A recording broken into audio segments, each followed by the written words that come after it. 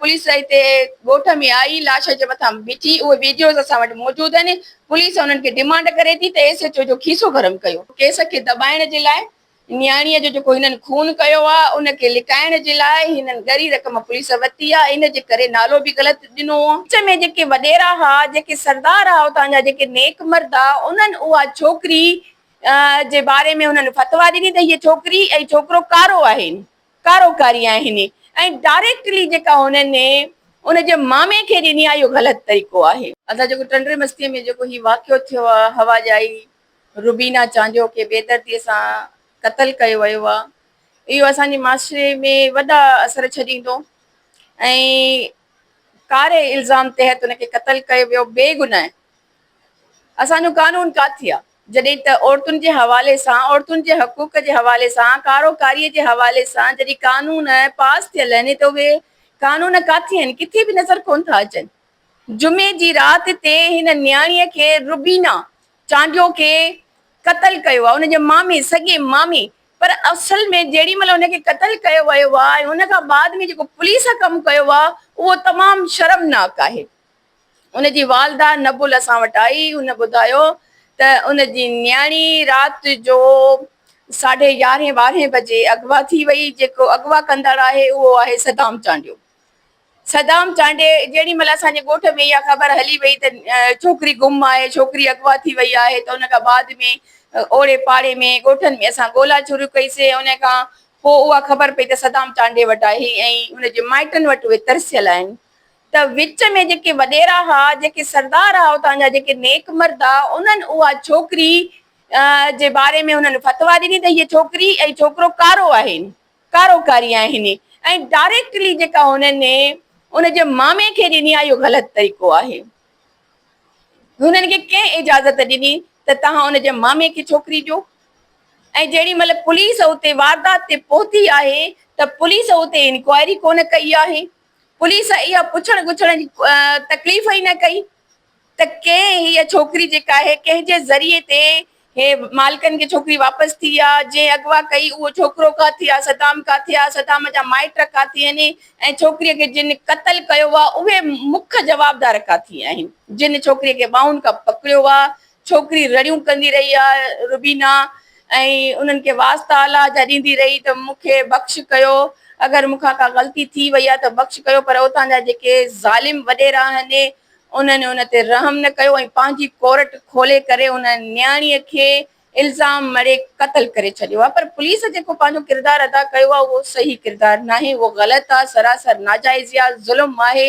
ऐं जेका सरकार जे पारां FIR दर्ज कई आहे उन में काई इंक्वायरी कोन कई वई आहे। जेके मुख्य जवाबदार हुआ उन्हनि जा त नाला ई कोन्हनि की, नाला ई वरी जेके आहिनि के सऊदी अरब वेठा आहिनि, के ॿिए ॻोठनि में वेठा आहिनि, जेके उन वाक़े महिल मौजूद ई कोन हुया।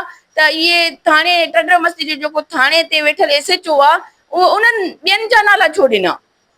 इन जी इंक्वायरी थियणु घुरिजे, SHO जी इंक्वायरी करणु घुरिजे। जॾहिं त असां सूमर ते SSP ख़ैरपुर सां राब्ते करण जी तमामु घणी कोशिशि कई त हिन मसइले जो नोटिस वठे ऐं इंक्वायरी कराए, जेके कातिल आहिनि, जेके जवाबदार आहिनि, उन्हनि खे गिरफ़्तार कयो वञे, उन्हनि जे मथां FIR कई वञे न। पर SSP ख़ैरपुर मुकमल तौर ते नज़रअंदाज कयो ऐं इन मसइले ते काई तवजह न ॾिनई, कोई इन इशू खे खयई कोन, कोई रिस्पॉन्स ई न ॾिनई। वॾो अफ़सोस आहे इन शइ जो। छोकिरीअ जो नालो आहे रुबीना, हुनजी माउ नबुल ॿुधाए थी त उनजी न्याणीअ जो नालो रुबीना आहे ऐं इहा मिस्टेक जेका कई आहे पुलिस कई आहे। खून खे जेको क़तल आहे न उनखे लोड़ण जे लाइ, इन सॼे केस खे ख़तमु करण जे लाइ, लोड़ण जे लाइ हुन न्याणीअ जो नालो ई ग़लति लिखियो वियो आहे। ऐं जेके जवाबदार आहिनि उहे उन में आहिनि ई कोन FIR में। तव्हां नाला पढ़ी ॾिसो न FIR में उहे किथे आहिनि। सलीम आहे ई कोन, ऐं ॿीड़ो नालो आहे ई कोन, सदाम जो नालो आहे ई कोन, छो न आहे? जॾहिं त सदाम मुख्य जवाबदार आहे उनजो FIR में नालो छो न ॾिनो वियो आहे? इहा त धुर आहे न, इहा त धुर भर पुलिस जेको आहे लॻी पई आहे। उहो त SSP ख़ैरपुर सऊद मंगसी ॿुधाईंदो न, जेको न्याणीअ जे मसइले ते एक्शन न पियो वठे। इहा प्लानिंग आहे, छो त पुलिस जेका आहे सा धुर भर आहे। होॾां सदाम चांडे जी धुर खां हुननि ॻरी रक़म वरिती, छो न पुछणो कयो आहे? पुलिस जो पहिरियों कमु हुयो लोकेशन ते वञे हा, इंक्वायरी करे हा, ॻोठारनि खां पुछा गुछा करे हा त हीउ मसइलो कीअं थियो आहे। ईअं थोरी आहे त पंहिंजी जेब गरम करे अची वेही रहिया ऐं ग़लति सलत FIR करे वेही रहिया। यानी त ग़रीबनि सां त ज़ुल्म आहे न। कारोकारीअ वारो कलम ई न लॻो आहे, बाक़ी कंहिं मारी आहे? ये त खुलेआम दहशतगर्दी आहे न।